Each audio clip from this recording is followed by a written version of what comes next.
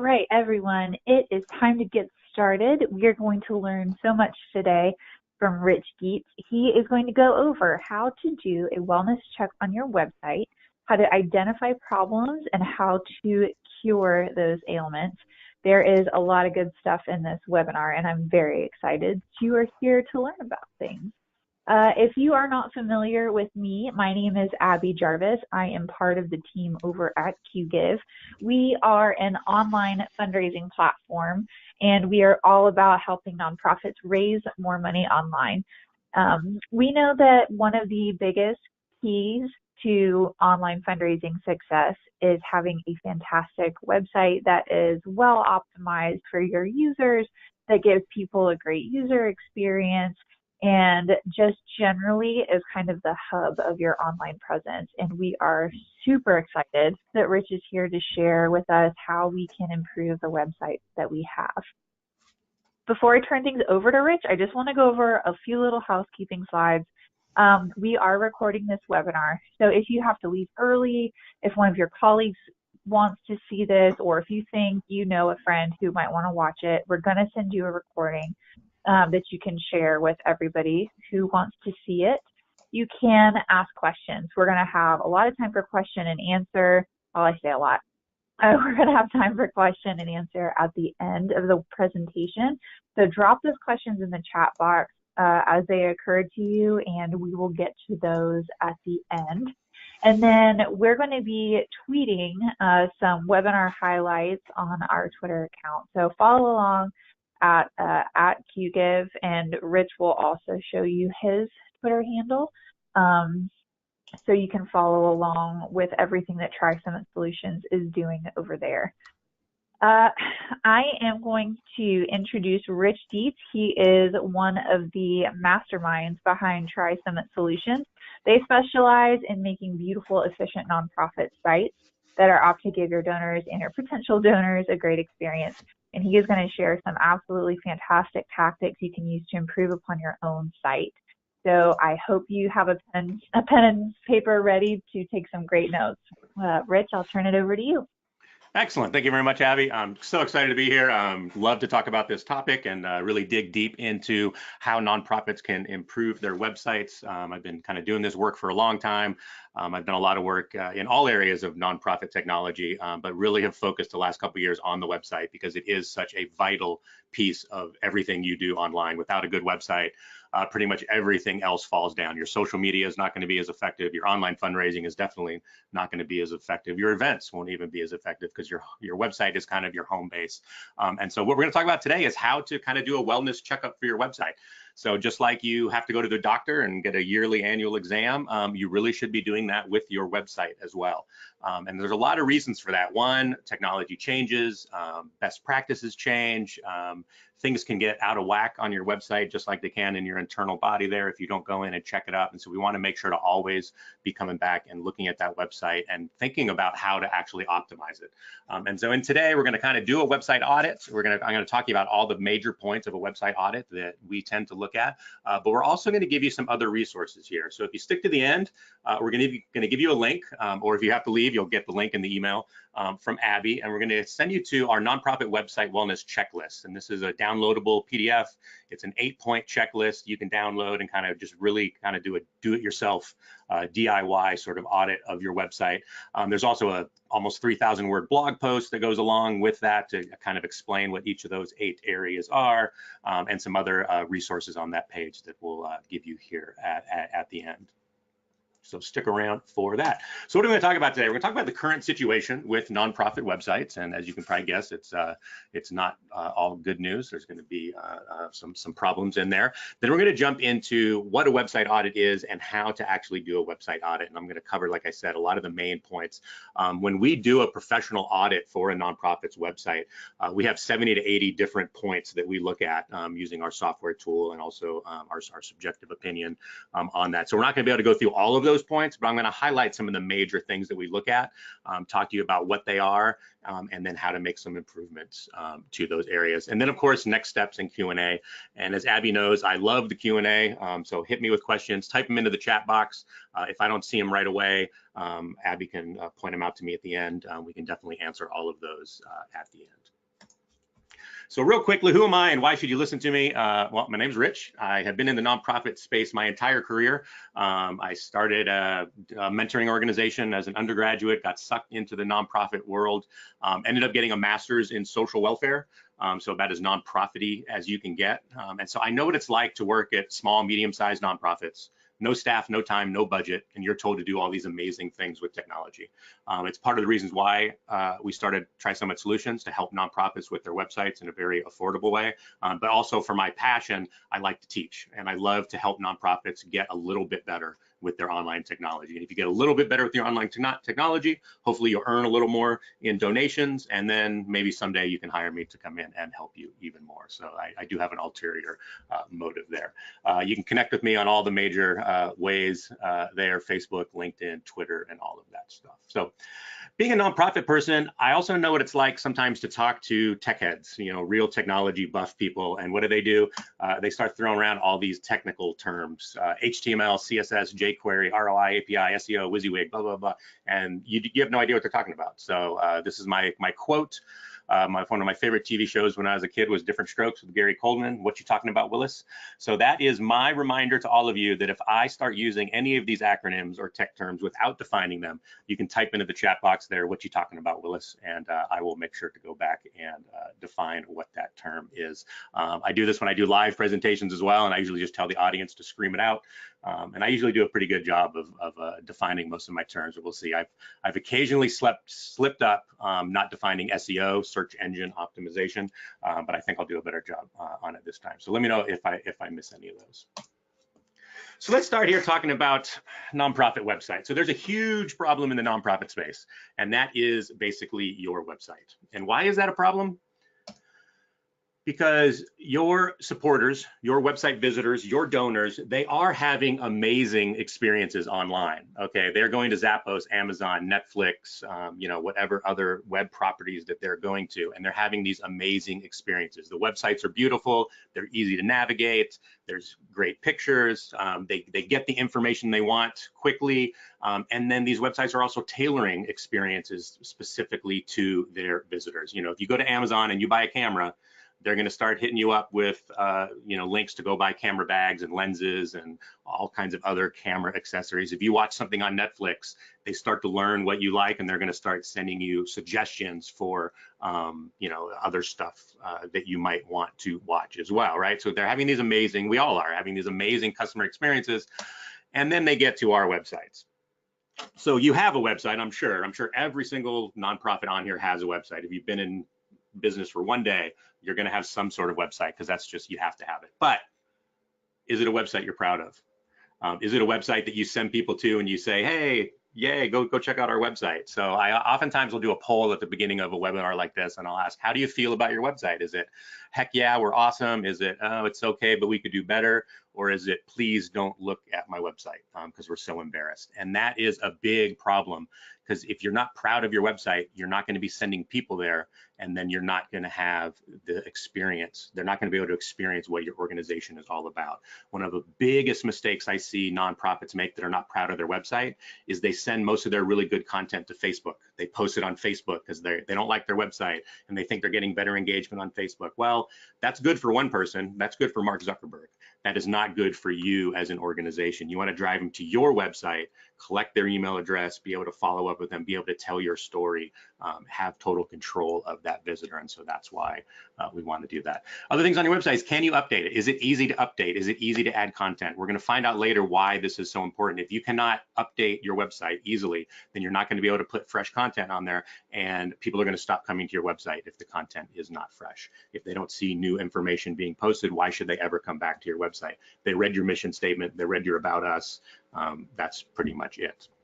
And finally, have you updated recently? Again, this is it. We're going to see later when we talk about search engine optimization that Google loves fresh content. If they see that your website is static and it hasn't been updated in 5 years, they're not going to list you in the search engines as much as other websites that have more fresh content. Okay, so we know we probably need help, right? After thinking about this and thinking about your website, you probably know that you need some help, but where do you start? When you think about your website, you're like, there is so many things wrong with it. I don't even know where to start. We just want to throw the whole thing out and start from scratch.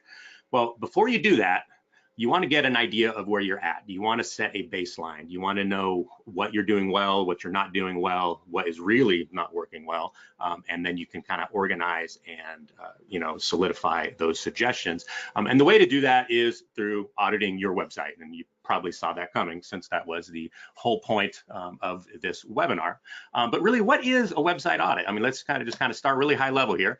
If you go to Wikipedia, they say a website audit is a full analysis of all the factors that affect the website's visibility in the search engines. And a lot of definitions for website audit focus on SEO, or search engine optimization, or visibility in the search engines. And for me, that is a very myopic view of what a website audit is, because I'm not just building a website for Google. I'm not just building a website for search engine traffic. I'm building a website for visitors, for supporters, for donors, for clients, potentially, depending on what kind of organization you are, maybe to share information with staff members, board members, all of that stuff.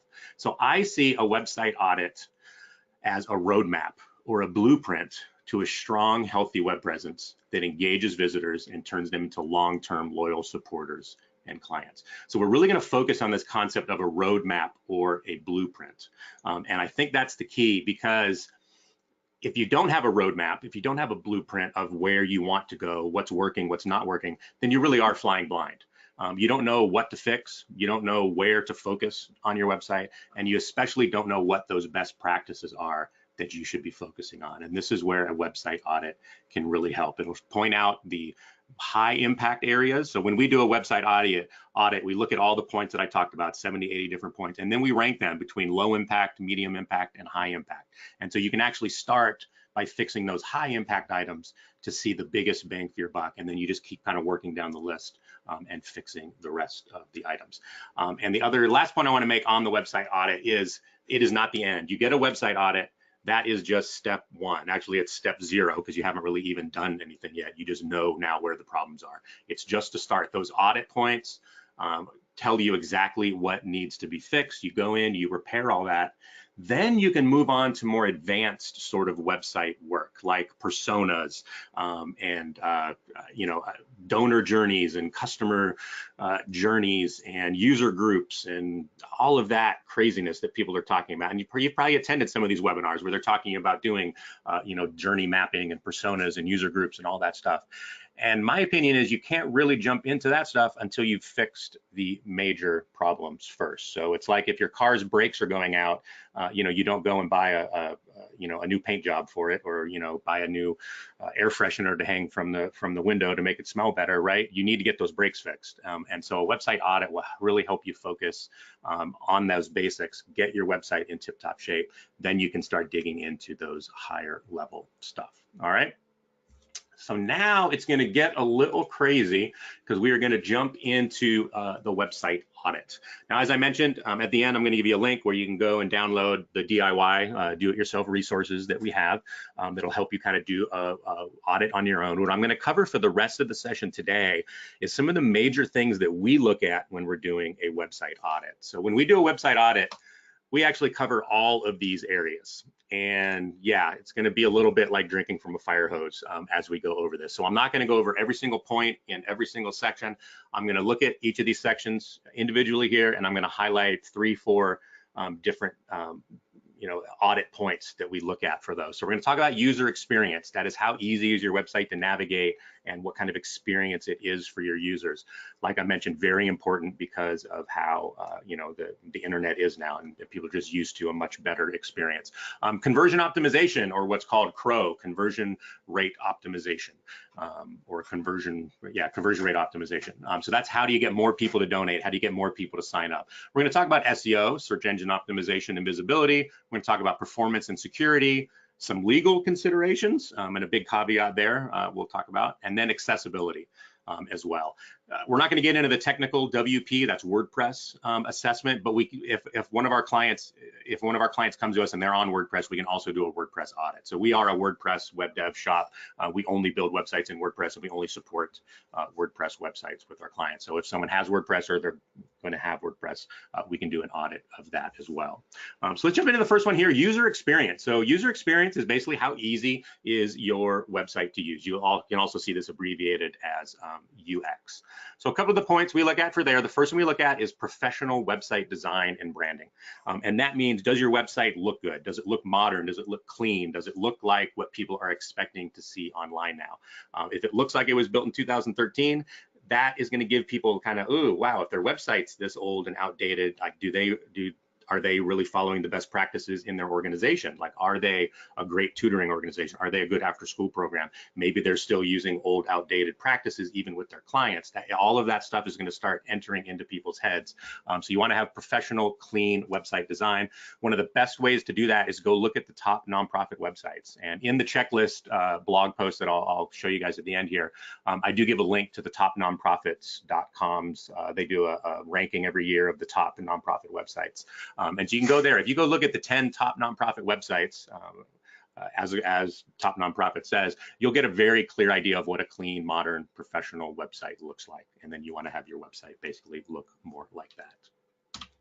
The next thing is user-friendly navigation. The key here is user-friendly navigation. Too often, nonprofits build their website navigation based on the organization and what they need instead of thinking about the user. So the user doesn't care about, your departments and your mission statement and stuff like that, to be totally honest with you. They want to find the information that they're looking for quickly and easily. So always think about the navigation from the user's point of view. The way I coach clients on this is say, who are the 3 main people that come to your website, and what are the 3 things that they're looking for? And those items should be very easy to find within your navigation. You shouldn't have to make people go hunting for any of those links. You should make them as upfront and clear as possible. And finally, on the UX, and this is a big one, mobile friendly. Your website must be mobile friendly, full stop. Don't pass go, don't collect $200. If your website is not mobile friendly, that is the first thing that you need to fix. This is no longer a choice, this is mandatory. There's a couple reasons for this. Depending what survey you look at, we have already hit the tipping point of more website visitors using mobile than their desktop computers. People are on mobile all the time. You guys probably are. Their phone, their tablet, their laptop, their Apple Watch now, whatever it is, people are on all these different devices.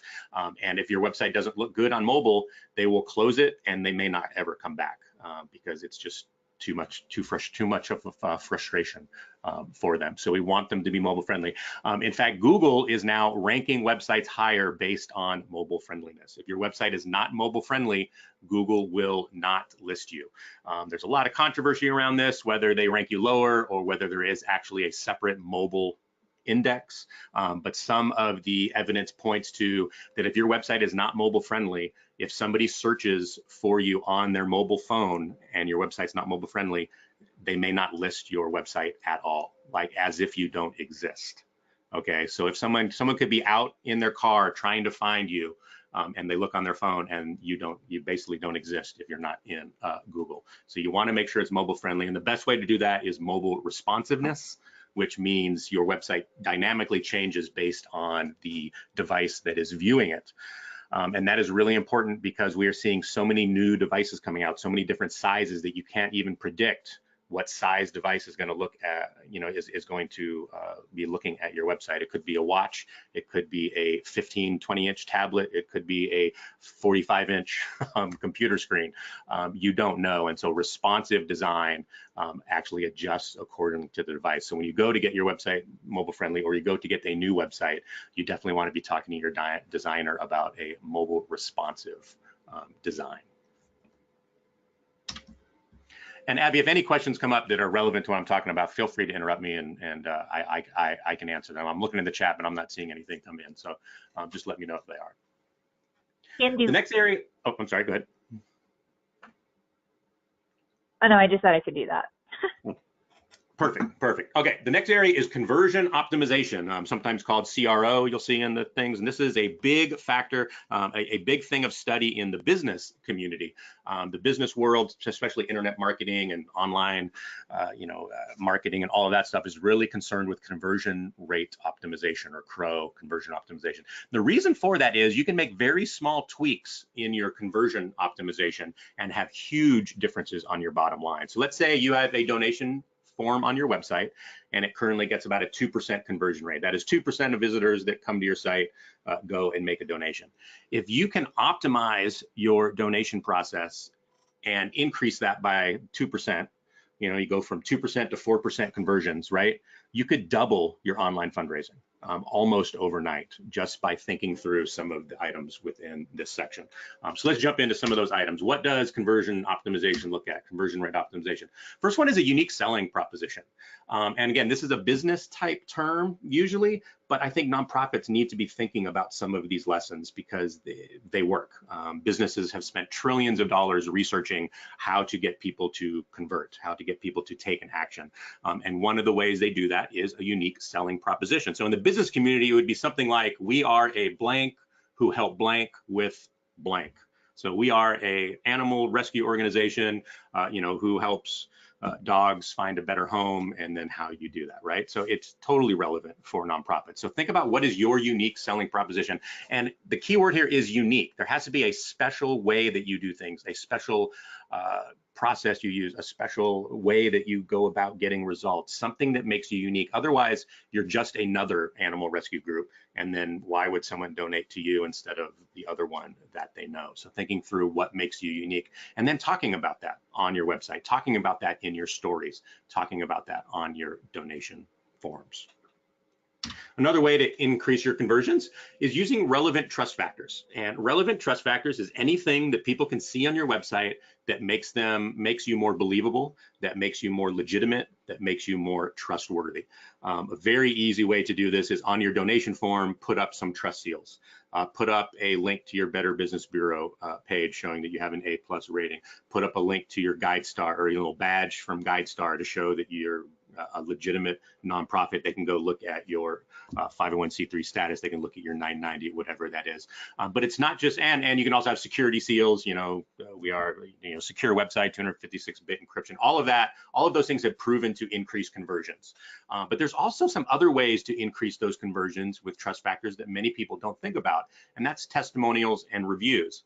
Now, reviews will only be if you do some sort of client service or there's some service component within your thing, then you can have reviews. But testimonials we can all do. If you're trying to increase donors on your website, having some testimonials from other donors saying about why they donate to your organization, why you're an amazing organization, that is 10 times more powerful than you as the organization saying you're awesome, right? It's always better if someone else says you're awesome than if you say you're awesome yourself, right? So having those testimonials, having donor stories about why they support you, that can make a huge difference in those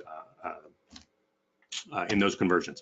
And there's different types of testimonials, and they go in this sort of ranking order. They've done some interesting studies on this. If it is a text-based testimonial, just text with a name next to it, people kind of believe it. If it's a text testimonial with a picture of the person, it's more believable. And if it's a video testimonial from the person, it is the most believable, because who's going to go fake a video testimonial? That's much more unlikely than someone just making up some written testimonials. So the higher you can get on that scale, the more powerful those testimonials are going to be. The next thing to be thinking about in conversion rate optimization is your calls to action. And a call to action is, what do you want people to do? What are you trying to get people to do? So primary call to action for most of you on the call today is probably going to be donate, right? It's you want people to donate. That is probably the primary call to action. But there's also secondary calls to action that you need to be thinking through. And basically what this is most people are not ready to donate to your organization the first time they hear about it, the first time they come to your website, the first time they attend one of your events, right? That might be too quick, right? That's like going out on a date with someone, first date, and you sit down at dinner, and then before the appetizer comes, you say, will you marry me, right? Little too soon. People are going to get a little freaked out. They're probably going to excuse themselves to go to the restroom, and you'll never see them again. So we don't want to be that person. So the secondary calls to action allow us to start building a relationship with our potential supporters before we ask them to marry us / donate. That could be sign up for your email list. That could be follow you on Facebook, follow you on Twitter. It could be attend an event. It could be go watch a video. All of these smaller secondary actions. And with that thought, every single page of your website should have some sort of CTA, some sort of call to action. right? You don't want people to passively just read your website. You want them to actually do something. Actions increase engagement. Engagement increases your donations. And so every single page, even if it is just watch a video, or share this with someone you know, or even click on another link to go read another article, something to get them to develop that relationship a little bit more. And lead capture forms, email sign up. So this should be one of your secondary calls to action. It should be one of your most important secondary calls to action, because if you can get an email list, the game fundamentally changes, okay? If you don't get an email from a visitor to your website, you are hoping and praying that they come back to your website. You're hoping and praying that they engage with you in some other way. If you get that email address, you are able to follow up with them and educate them more on what you do, let them know about other ways that they can be involved, share some amazing success stories with them. You can develop that relationship. Email is still the #1 way to convert people into donors. I think every single study I have seen out there goes back to this. They've done countless studies on this, especially in the business community. The return on investment for email is still the highest and easiest way to engage with your visitors. So we want to make sure that we are capturing those emails and then having a plan for following up with them after that. And when it comes to conversion rate optimization, Crow, don't forget about your donation form. This is one of the quickest and easiest ways that you can increase your conversions, is by making tweaks to your donation form. So first of all, you do not want your donation form to look like the image over here on the right. We've all probably recently did our taxes. I know tax day just passed, and I've seen too many nonprofit websites that look eerily similar to the Form 1040 tax form. There is 82 different fields to fill out. There's check boxes. There's asking all these questions like, why are they asking for my birth date? Da, da, da. The more complicated you make it, the less likely it is that somebody is going to complete that action.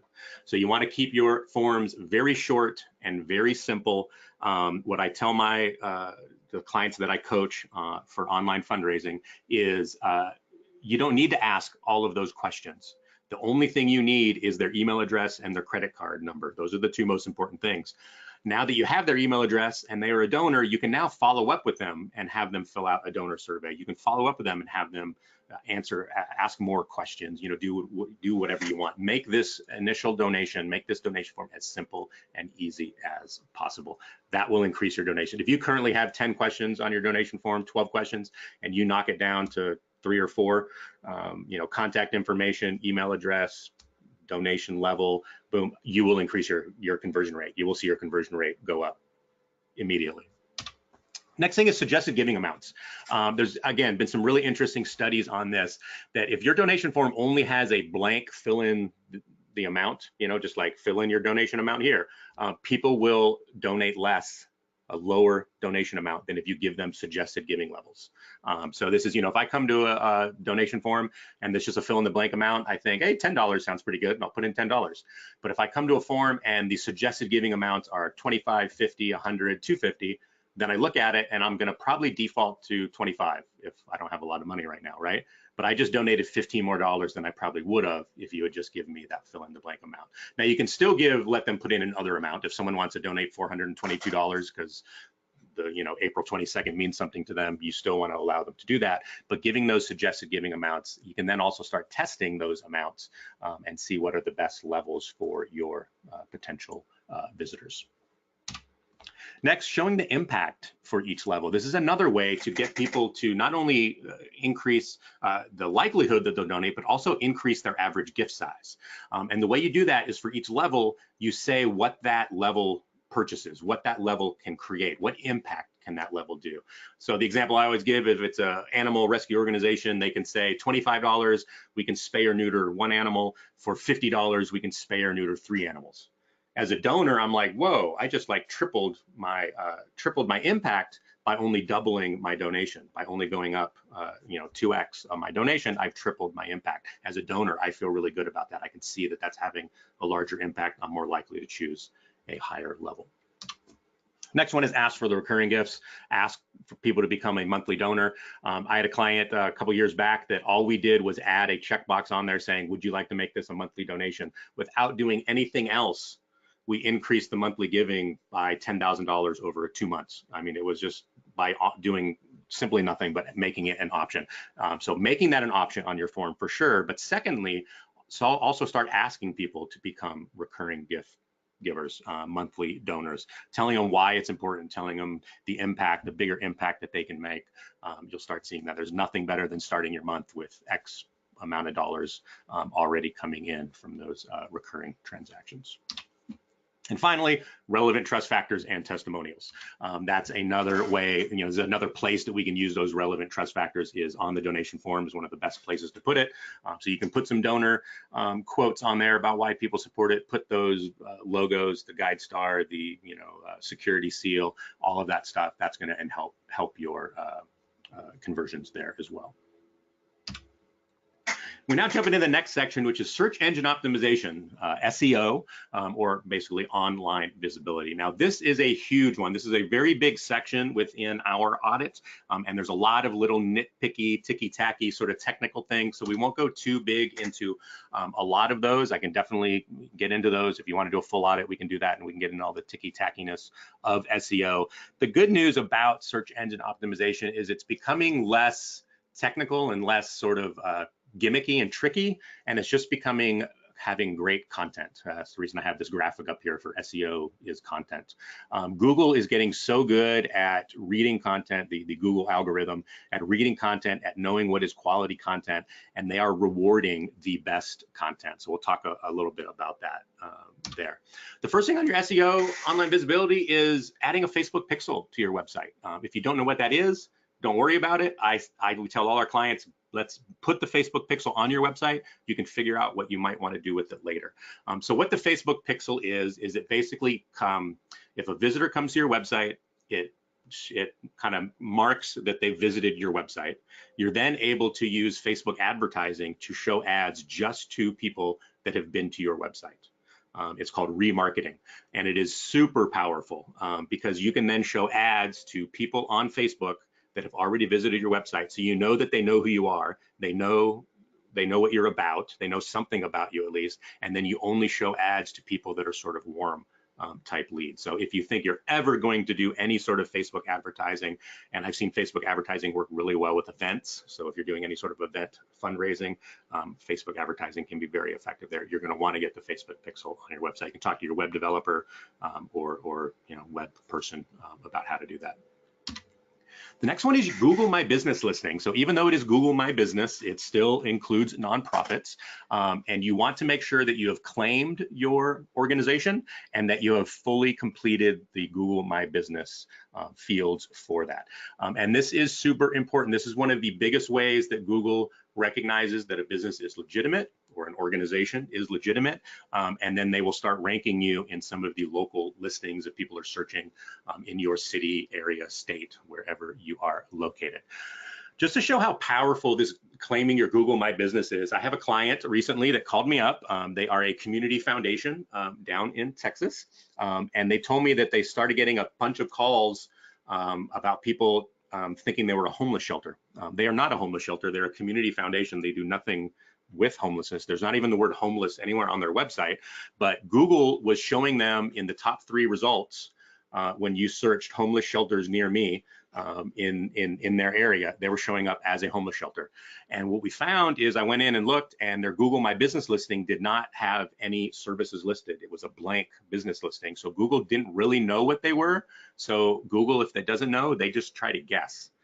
And they see if that's what it is. And so Google has guessed very wrong. So we had them go in, claim their Google My Business listing, go in and fill out what they do, what services they offer, completely fill out that profile.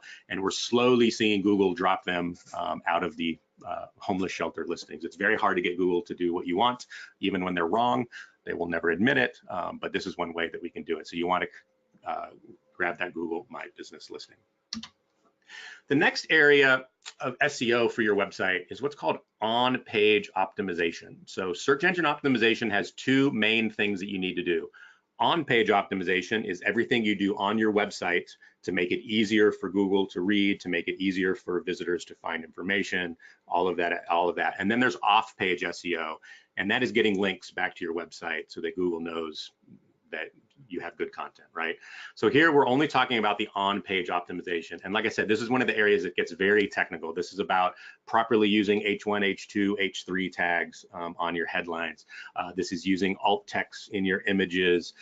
This is using the keyword multiple times on your website. There's all these different on-page optimization things that we can do. So we're not going to go too much into that here. That's a whole webinar course in and of itself. But if you want to know a little bit more about it, you can talk to me, or you can just Google on-page optimization. You'll get a better sense of that. But like I mentioned earlier, Google's getting much better at understanding and reading content. Their algorithm is, and so you don't have to use as many of the on-page optimization tricks that people used to try to do. If you just write really good content, Google's going to recognize what that content is about, and they're going to rank you accordingly. And so you just want to have really good content. But with that, what do we mean by good content?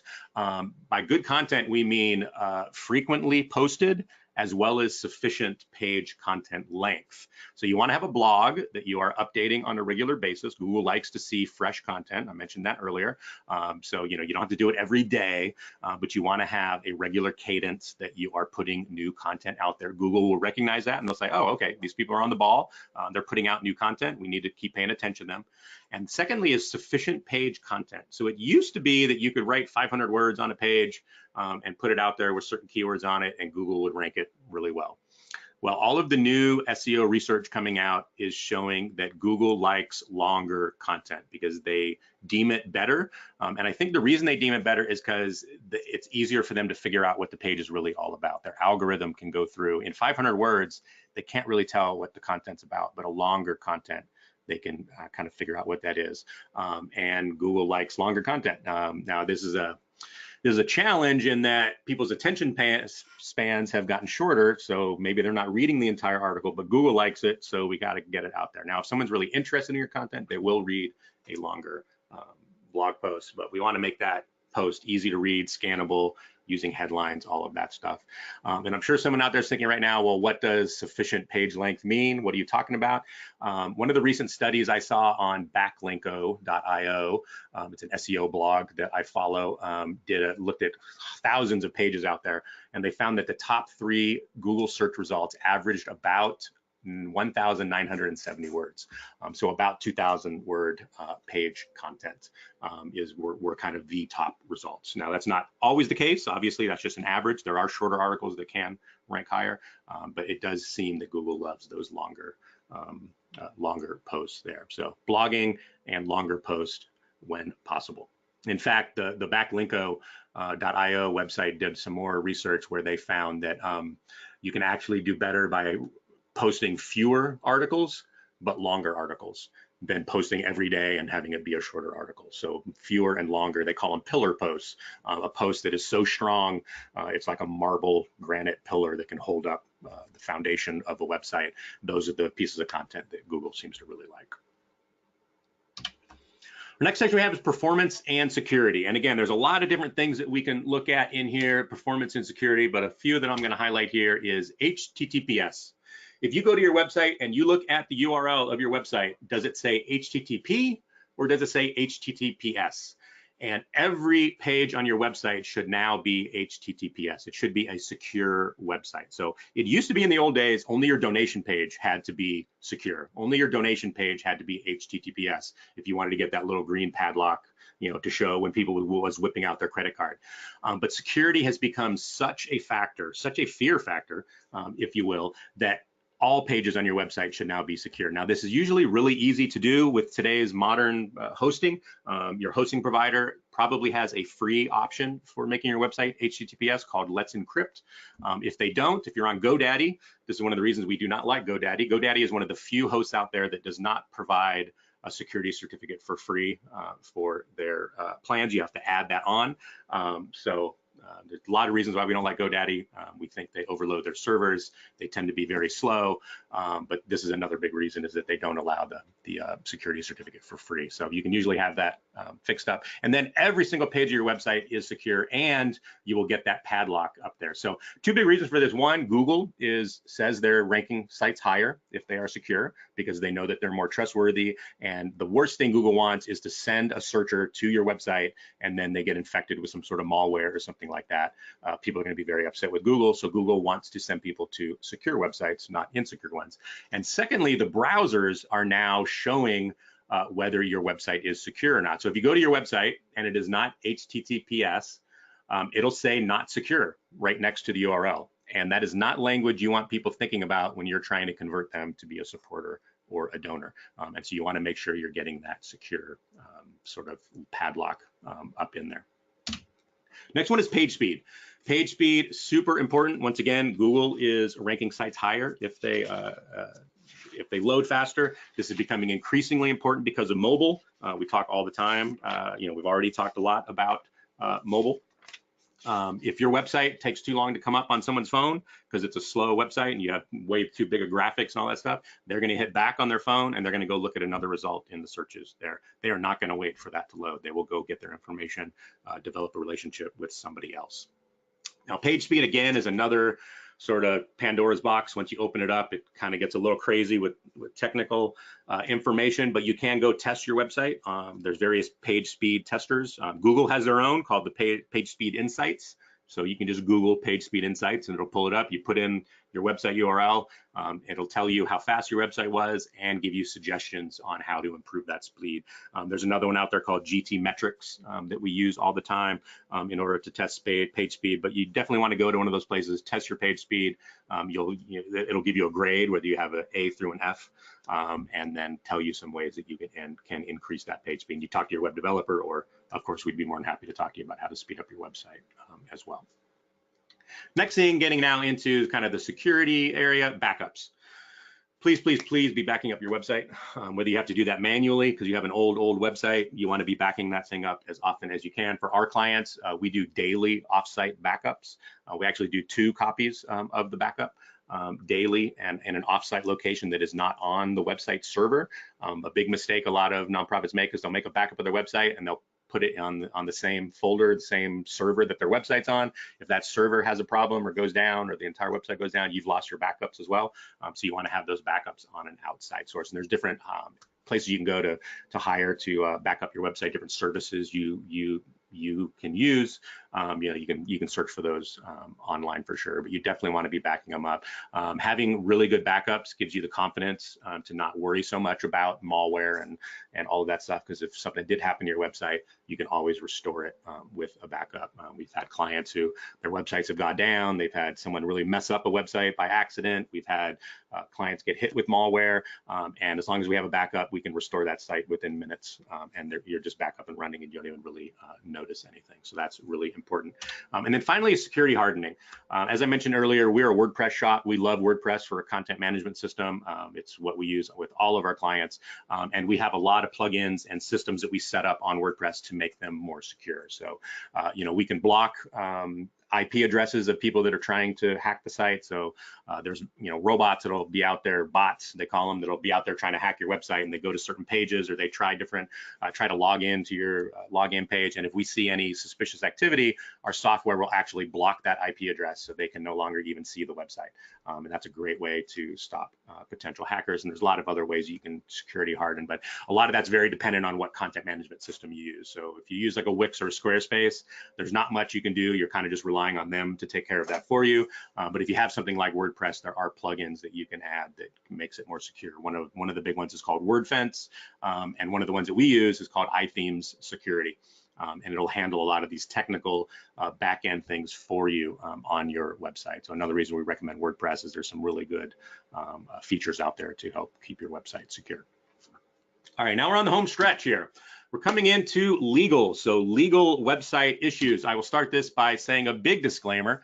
I am not an attorney, nor do I play one on TV, so this is not legal advice. I cannot give you legal advice on your website. You would want to check this with an attorney, whether you have one on your board or whether you have an attorney for your organization. But here's some ways that we see people get tripped up, and so this is in our website audit, is we do check these sort of legal areas, and there's a few that I wanted to highlight here. First one is GDPR. The General Data Protection Regulation that came out of the European Union last year. You probably got a whole bunch of emails in your inbox when this first went into effect. I think it was May of last year, April, May of last year, where people had to be GDPR compliant. And there's a lot of complications to what it means to be GDPR compliant. And you may or may not have to actually address this.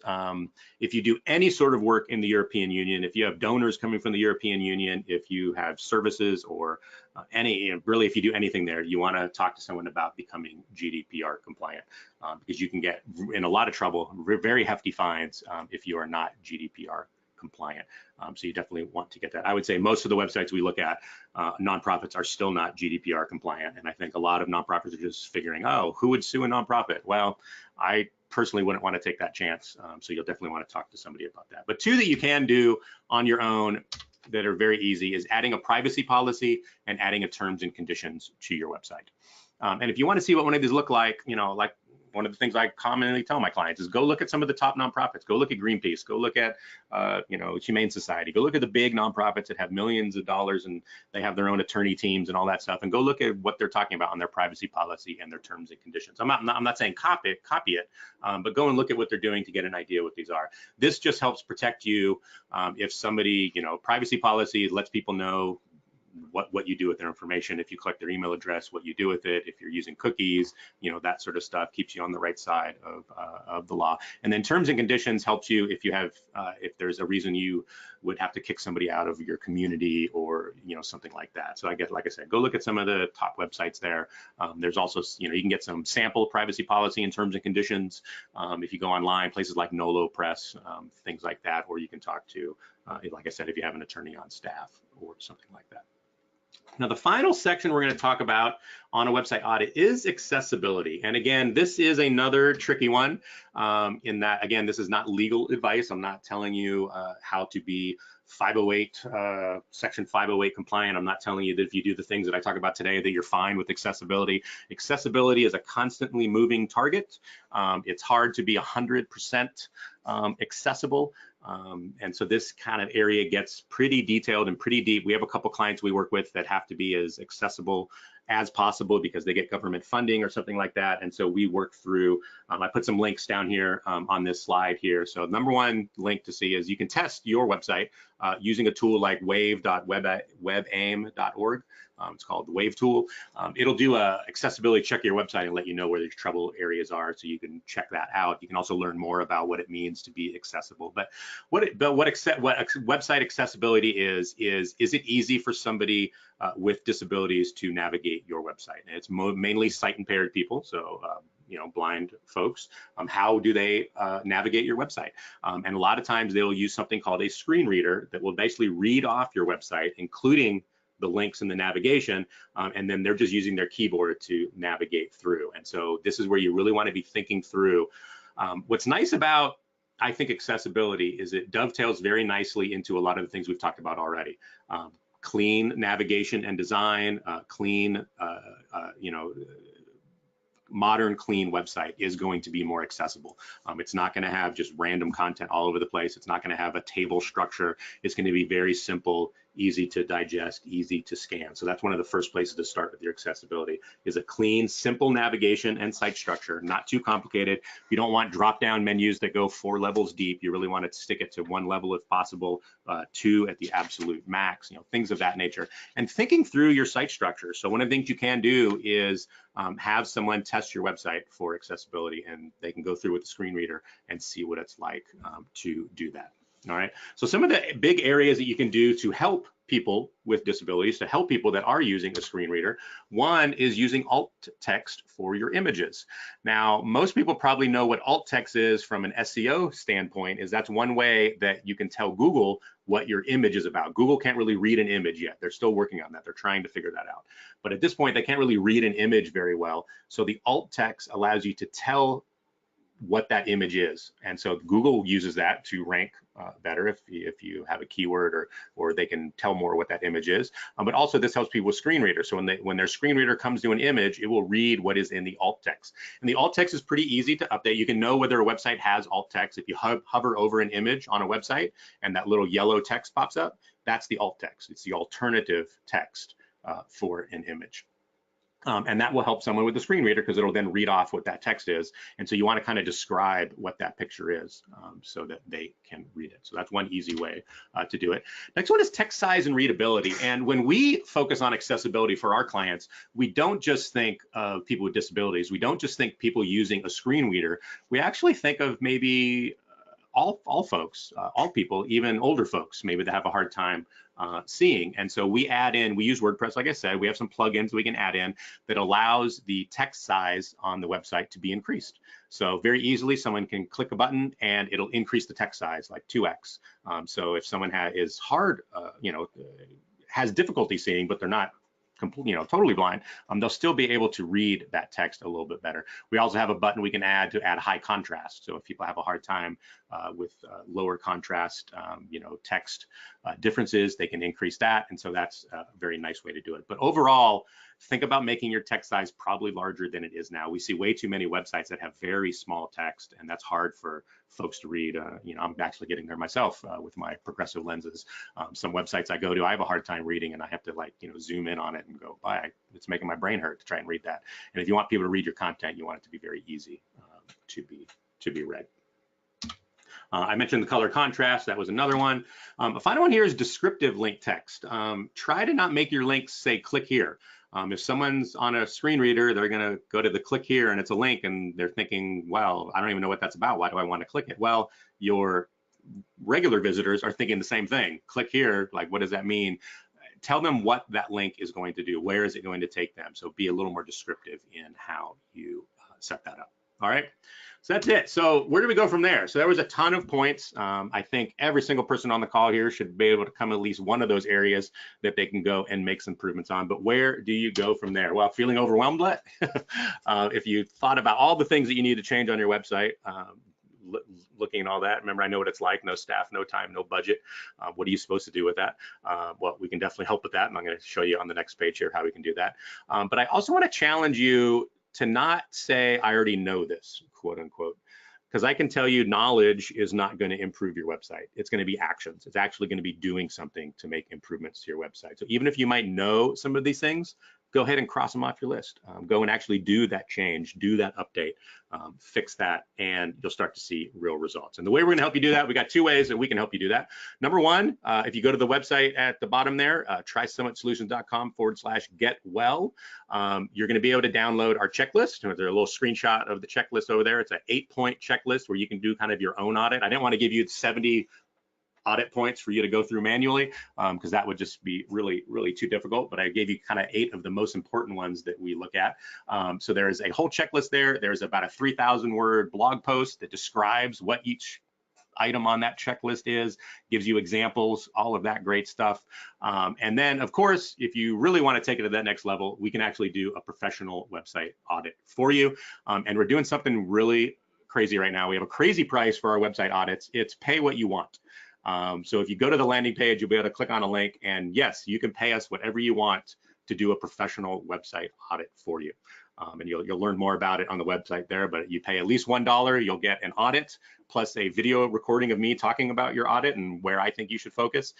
If you pay more than $50, then I will do a personal one-on-one phone call with you to talk about your website and give you the areas that I think you should focus on. And you can ask questions for that as well. So, we're definitely not making money on this. We want to help as many people as we can. That's why we made it kind of it's basically a sliding scale. So I have a master's in social work.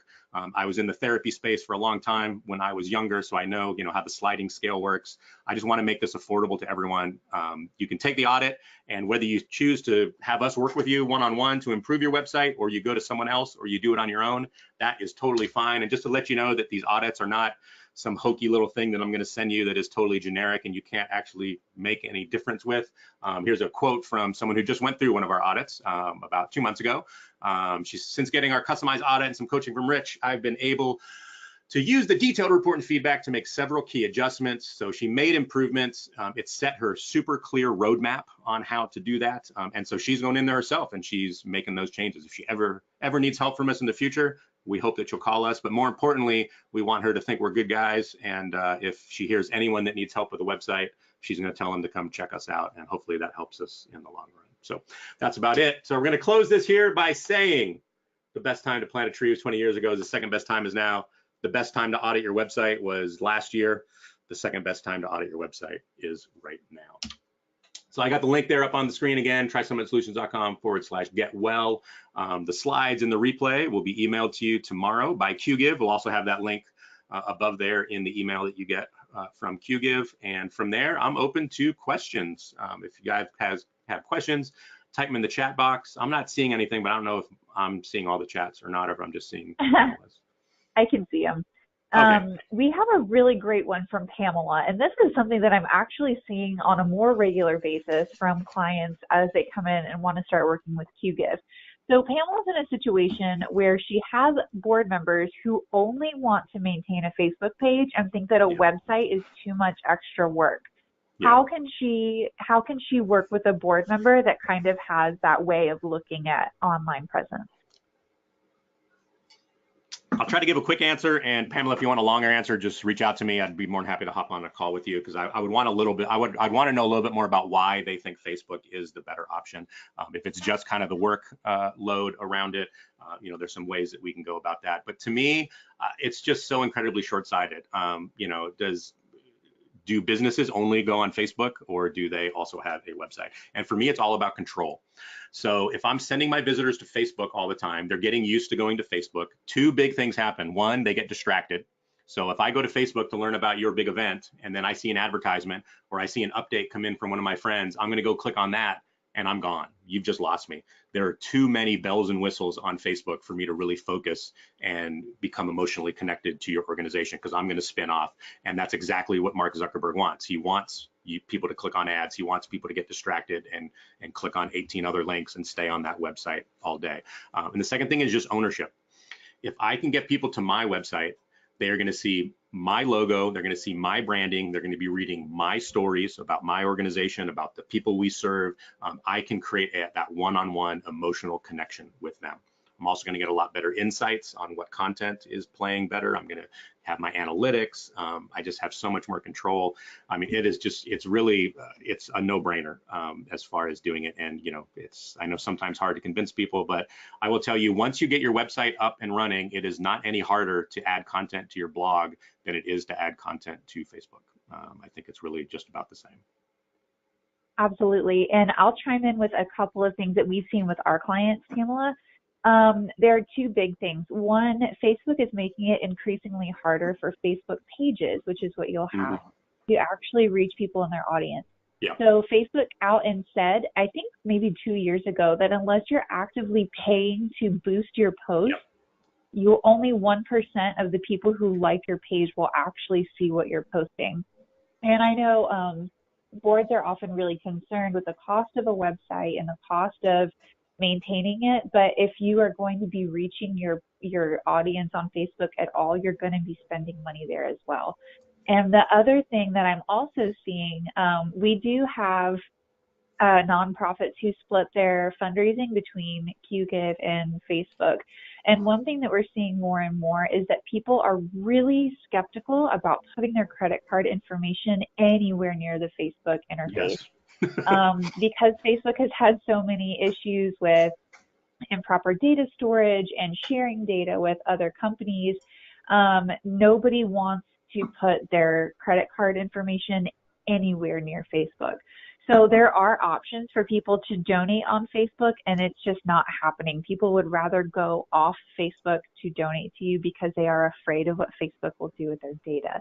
So that's definitely something to tell your board if you need to kind of get them on board with a website. Yeah, I love that. Jessie chimed in, and she said she wanted to know if there is a best practice for the number of pages you have within your website. More. The best More? practice is More. more. Just whatever you have now, you need more. No, there is no. It should be infinite. You should never be done with your website, and that's why you have a blog. So you want to have your major pages, who you are, what you do, your programs, all that stuff. But then you want to keep adding new, fresh content. Like I said, Google loves that, but also your visitors love that. If I come to an organization's website and I read their content and I come back a month later and nothing has been changed, nothing's been updated. I come back a month later, nothing's been changed, nothing's been updated. Why would I ever go back again? I've seen it all. I'm done. And then you've lost me. And so really it's just more. Don't ever think of it as a done thing, and you're always testing and trying new things. And like I said, it doesn't have to be a blog post every day, but it has to be some sort of regular cadence, whether it's a post a week, 2 posts a month, something like that, at the very least. So we know that adding current blogs and more frequent blog entries is good. When it comes to the actual navigation and architecture of your page, should you just continually be adding new pages, or should you just update a page periodically like a blog? Yeah, so I'd be adding new blog post articles for sure. I think your main navigation can stay fairly static. I think that's good to have some predictability in your main navigation, so if people come back, they know where to go find the information that they found before. So you probably don't want to change your main navigation very much. That's why a blog is so important, because your blog has new articles being added to it all the time, and each blog post is its own article. Don't do a blog that is just one long scrolling forever. Oh yeah. Yeah, I've actually seen that happen a lot, and it's going to be very difficult for Google to know what you're talking about because it's talking about 18 topics. You know what I mean? Okay. So it's okay to have simple things like home and then about us page and maybe a blog page and some other smaller, I mean, of course, your donation page. Okay. That makes a lot of sense. And it kind of segues. I'm sorry, go ahead. Oh, sorry.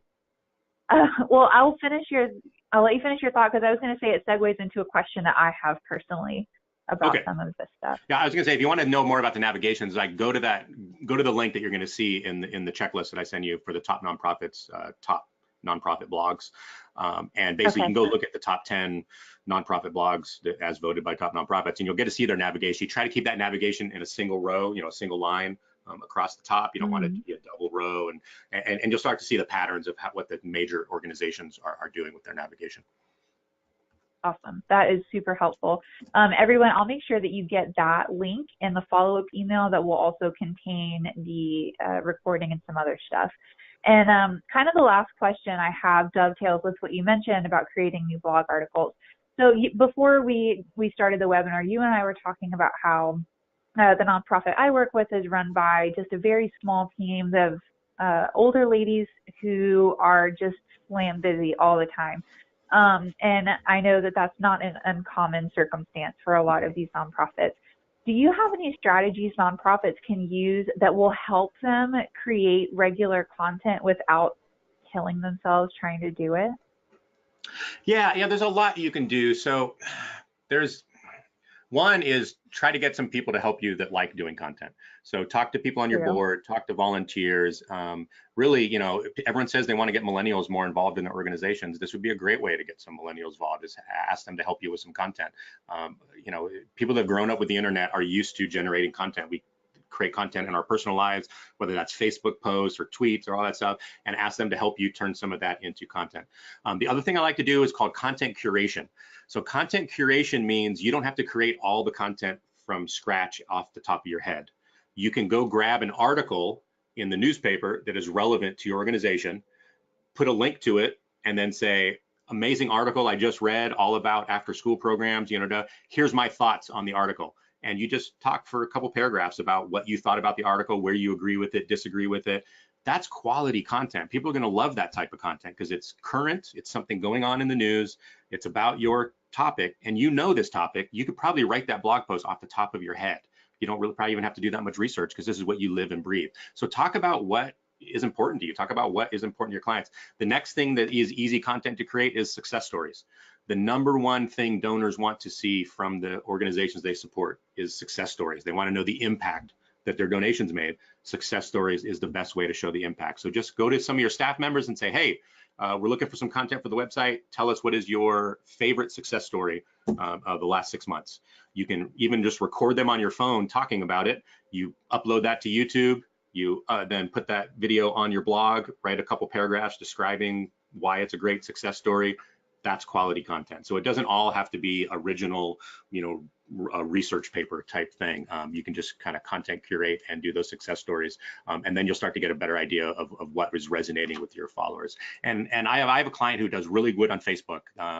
They have a great Facebook following. They're posting stuff on Facebook, so they'll post something on Facebook, and when they see that it gets a lot of action, they'll actually take that same idea and go write a longer blog post on their blog about that, because they know it's resonating really cool with their audience. And then they'll say, hey, you guys like that stuff so good just yesterday on Facebook? Well, check out this blog post article. And then they're getting people off of Facebook and over onto their website, which is our real goal. Perfect. That is really great advice. I love the idea of doing a video, especially since we're talking about accessibility, and you can do all kinds of stuff to make videos much more accessible for different groups of people. Yeah, especially if you upload it to YouTube. So YouTube now can do automatic captions on your videos, and they're getting pretty darn good at it. So if you upload it to YouTube, cool. You have an option to for them to do captions, and they can actually tell a lot of it using their technology to actually add the captions, and then you are a lot more accessible even on your video. Perfect. That is great advice. It's 3:05, and I'm kind of excited that we were able to close with that piece of advice. Generating content is a huge deal for your website. It's a huge deal for your mission. It's a huge deal for your donors. And I hope you have some good content ideas. I hope you have some good ideas about how you can improve your website. And I hope you are excited about the email that you will get from me tomorrow containing links to this recording, links to the checklist that Rich has been talking about, and I hope you just have a great rest of the week. Rich, thank you so much for your time. Thank you for hanging out with us. Thanks, Abby. Everyone, I hope you have a good afternoon. Thanks a lot, guys. Talk to you soon. Bye.